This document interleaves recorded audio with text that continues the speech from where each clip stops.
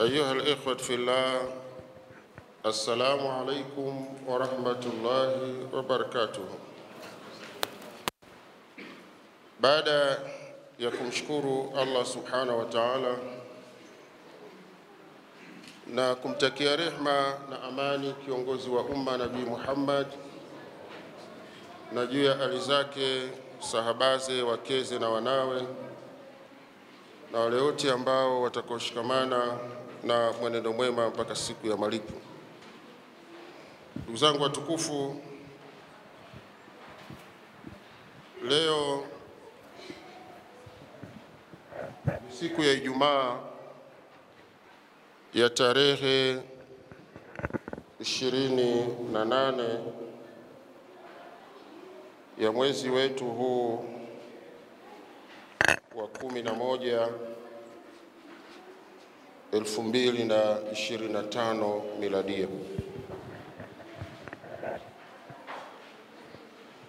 Ndugu zangu wapendwa, mwenendo wa miaka, miezi, siku, saa, dakika na sekunde vyote vinakwenda haraka haraka.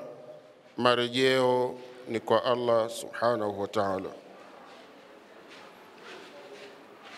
Tunayo mengi ya kuyasema kama tulivyosema katika Ijumaa iliyopita. Tunahusiana sana kumcha Mungu pamoja na kumtii, kwa sababu ndiyo sababu kubwa katika sababu ambazo zitakazotuingiza katika pepo ya Allah subhanahu wa ta'ala, na kujihadharisha sana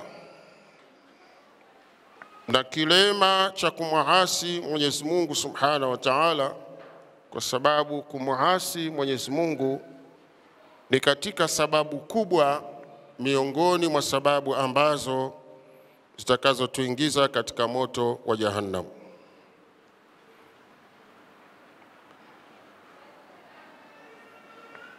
Kina baba na kina mama, vijana, wazee wa wakati ujao, nguvu kazi ya wakati uliopo na wakati ujao. Narudia tena katika hutuba ya Ijumaa iliyopita kwamba mkiona mashehe na wazazi wenu wamekaa kimya, si kwamba waoga wa kuyafanya hayo ambayo nyinyi akili zenu mnadhani mnaweza mkayafanya. Kinachotazamwa ni heshima na kukumbuka hisani na wema uliofanywa na waliotangulia kabla yetu. Walikaa kwa misingi ya kuheshimiana, kwa misingi ya kuvumiliana, kuhurumiana na kupendana na kusaidizana, kila mmoja wao kwa heshima yake, kabila lake, dini yake, jinsia yake. Hatimaye mpaka leo tumefikia 2025.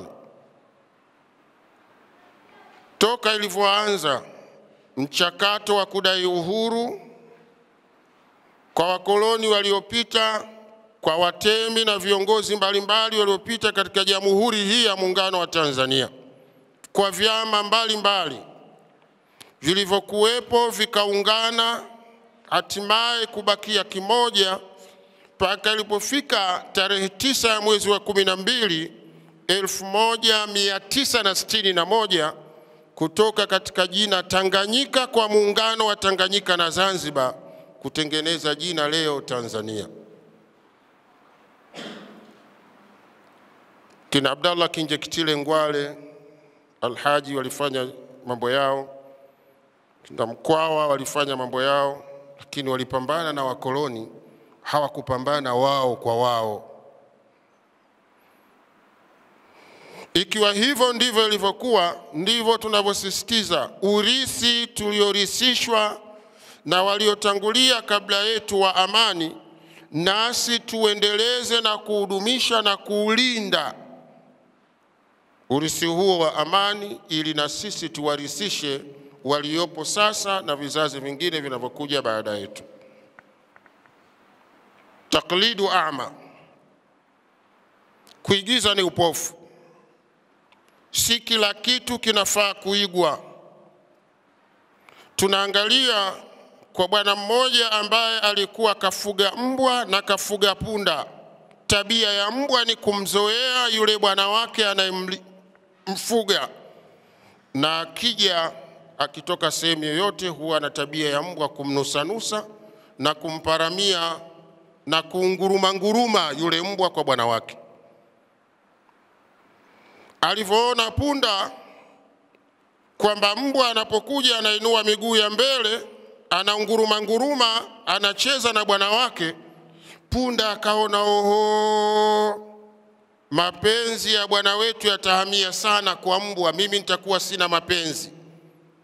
Nafanyaje sasa? Taklidu a'ma, kuigiza ni upofu. Safari iliyopata mbwa naye akaona arejee tena kumpokea bwana wake kama ilivyokuwa awali. Kampokea, kainua miguu yake ya mbele, kanguruma mbele ya bwana wake. Punda anavumilia tu. Mara ya 3 ya 4 akaona na punda naye ampokee bwana wake siku iliyofuata. Habari ilikuwaje? Yule punda alipoingia bwana wake kampokea. Taklidu a'ma, kuigiza ni upofu. Alipompokea bwana wake, punda mnaelewa namna alivyo, sijui mnanielewa, akili zenu zimetulia? Yule punda kainua miguu ya mbele kama anavyoinua mbwa. Yule bwana anashangaa, leo kuna mambo makubwa hapa. Yule bwana karudi nyuma, punda anasogea na miguu yake ya mbele ili ampokee kama anavyompokea mbwa. Yule bwana kasubiria, punda kainua miguu ya mbele, kamnyoshea bwana wake, yule bwana chini kaanguka. Alivyoinuka punda naye ananguruma kama alivyokuwa ananguruma mbwa. Yule bwana alipotoka pale alichukua fimbo, bakora ilikuwa kubwa, alipigwa sana punda huyu. Akabaki na staajabu, mbona nimekifanya kizuri kama anavyofanya mbwa, lakini mimi leo punda nimepigwa. Ndivyo ilivyo hali ya kuiga mambo ambayo wewe yanaweza kukuletea madhara baada yake. Ukatolewa wewe kwa kujaziwa mafuta pikipiki yako, gari yako, ukapewa viroba, ukavutishwa hashishi, alkhasir wasikia sana, maarufu bange na vinginevyo.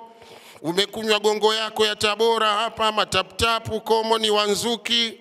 Umekunywa bia yako na konyagi yako. Tena wengine wanainywa konyagi huku wanaielezea. Anasema kunywa ongeza nguvu, angalia gongo inaua. Ndio kirefu cha konyagi. Kunywa ongeza nguvu, angalia gongo inaua. Ukisikia hivi unahamia kwenye konyagi, unaacha gongo. Kumbe kullu muskir haram. Kila chenye kulewesha kwa upande wetu sisi Waislamu ni haramu. Iwe kimefanywa halali katika jamhuri fulani, lakini midamu kinalewesha ni haram moja kwa moja. Kul ashrabi askar fahuwa haram. Kila kinywaji chenye kulewesha ni haramu. Sasa ukanywa. Khamru ni neno lilotokana na kitendo cha Kiarabu khamara.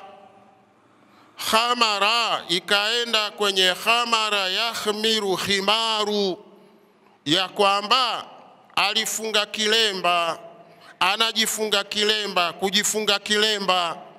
Kwa maana hiyo khamru ni kama vile kufunika kitu juu ya kitu. Kwa maana yake kila anayekunywa kilevi huwa kaifunika akili yake.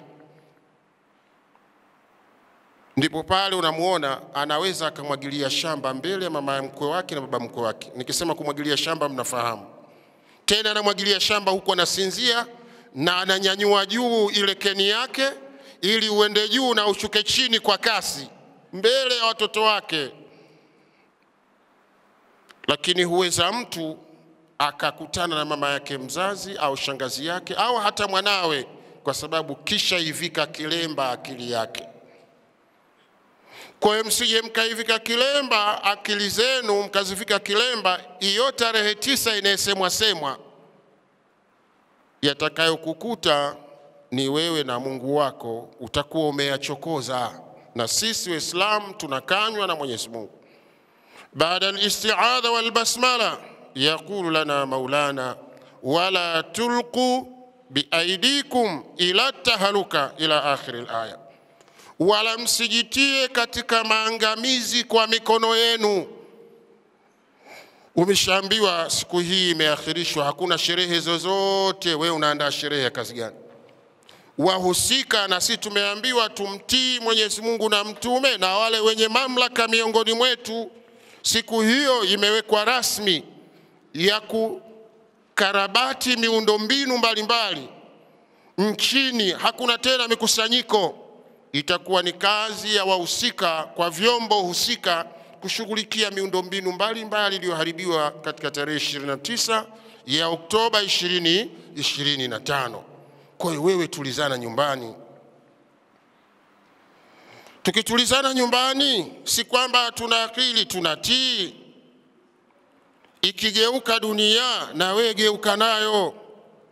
Haya masiku Allah anayazungusha yanakwenda, inakwenda. Walikuwa watawala wanakuwa watawaliwa, watawaliwa wanakuwa watawala, waliokuwa wazee wanakuwa vikongwe, vijana wanakuwa wazee, waliokuwa watoto wanaanza kuwa vijana, wanakuja kuwa watu wazima.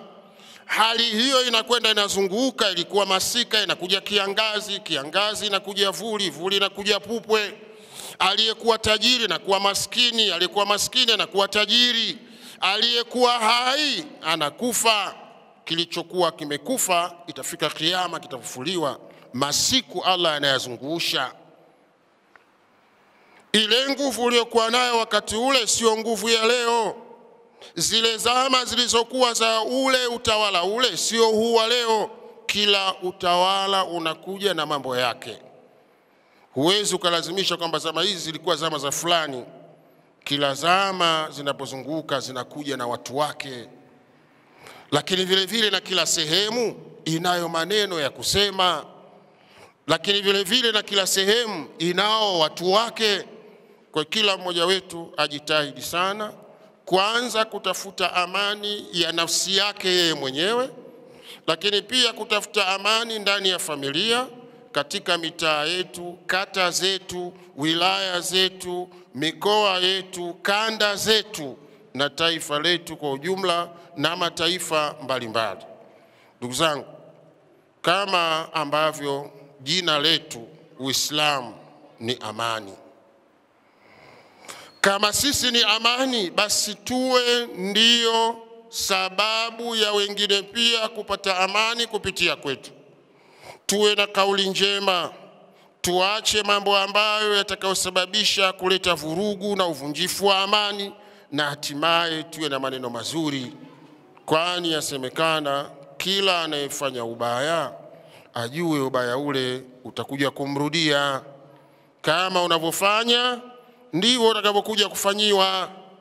Wewe leo unaona mwenzio kajaliwa, amekaa sehemu, ukampa, ukaona hapa fai, ukamharibia, iko siku na wewe utapatikana kukuharibia. Mambo haya sisi Waislamu hatutakiwi kufanya lenye madhara wala kulipiza lile lenye madhara. Ndugu zangu, amani ni kitu kizuri. Unaona feni zinazunguka huko tumo msikitini, tunasali Ijumaa. Kisha kuwa amani hakuna Ijumaa, hakuna hija, hakuna kusafiri, hakuna ndoa, mtaoana vipi? Watu mnakwenda mnakimbia. Lakini vile vile hakuna hitima tena, wala hakuna aqiqa, wala 40 wala 60 wala 80 wala sana, hakuna. Itakuwa ni mbio mtindo mmoja, hakuna kubadili kanzu tena hapo, wala hijabu wala nikabu. Kila mmoja wetu atakuwa akikimbia, makazi yote yataharibika. Tutaathiri sisi wenyewe nafsi zetu na wanyama wetu vile vile, na tutaharibu pia miundo yetu mbinu. Si vizuri kuchoma, si vizuri kuharibu. Mwenyezi Mungu Subhanahu wa Ta'ala atuepushe na hayo mengi sana. Mtume sallallahu alaihi wasallam anasema, man asbaha minkum aminan fi sarbihi yeyote ambaye atakayekuwa akafikiwa, iwe ni asubuhi au akawa tu kwamba yeye miongoni mwenu akawa ana amani katika risasi yake, hapigi risasi mtu wala hapigwi risasi, watu wametulizana, hakuna vita, muafa fi badanihi, lakini akawa amepewa afya ya mwili wake, hakuna mitutu inayolia, watu wanakula wanavinjari wanavyotaka. Leo ukitaka kula wewe ugali wa mlenda, mashallah ukana unakula kwa sababu ya amani, lakini utakula wapi pilao kwenye vita? Hakuna pilao. Kwa hiyo atakayekuwa miongoni mwenu akawa kasalimika na mambo ya vita, hakuna risasi, sehemu imetulizana, muafa fi badanihi, na akawa vile vile ana afya katika mwili wake, indahu qutu yaumihi, akawa anacho chakula chake, chakula siku yake, faqad hayazat lahu dunia, bila shaka mtu huyu ameimiliki dunia. Haya ni maneno ya Mtume sallallahu alaihi wasallam. Yani wewe ukawa na amani, hakuna risasi zinazopigwa, umetulizana, hakuna vita, lakini vile vile ukawa una afya katika mwili wako, lakini vile vile ukawa na chakula tuangalau mchana. Anasema wewe ni mfalme wa duniani, umeikusanya dunia hapo, unataka nini tena kitu kingine? Haya yote yaliyopita, tumuombe Allah subhanahu wa ta'ala awarehemu hao yaliyowakuta yaliyofika, lakini wale walioharibiwa mali zao Allah wape badala iliyokuwa nzuri ya vile walivyoharibiwa, na Allah aendelee kuidumisha amani katika nchi yetu, ampe hekima kubwa na busara Mheshimiwa Amiri Jeshi wetu mkuu wa majeshi ya ulinzi na usalama Tanzania, mwenyekiti wa Chama cha Mapinduzi Taifa na Rais wa Jamhuri ya Muungano wa Tanzania Daktari Mheshimiwa Samia Suluhu Hassan, yeye na waziri wake mkuu, makamu wa rais, na wabunge wote, wakuu wa mikoa, wakuu wa wilaya, maafisa watendaji wa kata na mitaa na vijiji na vitongoji, wenye viti vile vile na kadhalika, wajumbe wa bodi mbalimbali nchini, viongozi, makatibu wakuu, lakini vile vile hata mabalozi wa mashina mbalimbali hapa nchini, na wananchi wote wake kwa waume katika Jamhuri ya Muungano wa Tanzania.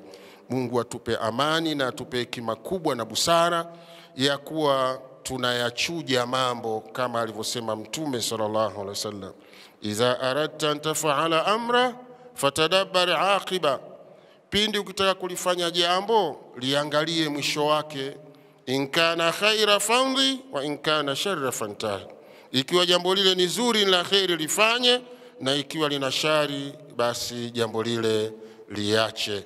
Ndugu zangu, sumu huwa haionjwi hata ikiwa ya panya, kwamba hebu ngoja nionje namna gani panya wanavyokufa. Unakufa kweli na kwenda akhera.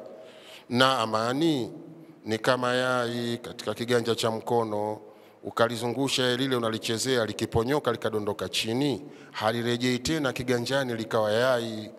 Kwa hiyo ndivyo amani hii tulionayo. Ndio maana tunasisitiza tuendelee kuidumisha, ili kama tulivyorisi nasi pia tuwarisishe wengine. Lakini sisi sote tutakuwa ni historia, baada ya kufa kwetu tuzifanye ni nzuri historia zetu. Tunamuomba Mwenyezi Mungu awarehemu wazazi wetu na mashehe zetu wote walikushatangulia, na Waislamu wote wa kikaume ulimwengu mzima. Waliokuwa wema Allah wazidishie wema wao, na waliokuwa waovu kwa huruma yake mwingi wa rehema aondoshee uovu wao. Ayafanye makaburi yao kuwa ni bustani miongoni mwa bustani za peponi, na asiyafanye makaburi yao kuwa ni mashimo miongoni mwa mashimo ya motoni. Na sisi ambao tuliobakia nyuma yao, Allah subhanahu wa ta'ala atujalie mwanzo mwema na mwisho mwema, na atufishe na kalima tukufu ya la ilaha illa Allah Muhammadur Rasulullah. Mwenyezi Mungu ibariki Tanzania, ibariki Afrika. Kujikwaa kidole ni afadhali zaidi kulikoni kujikwaa ulimi. Mengi haya kifaya, kwa leo yanatosha haya. Wabillahi tawfiq. Wassalamu alaikum wa rahmatullahi wa barakatuhu.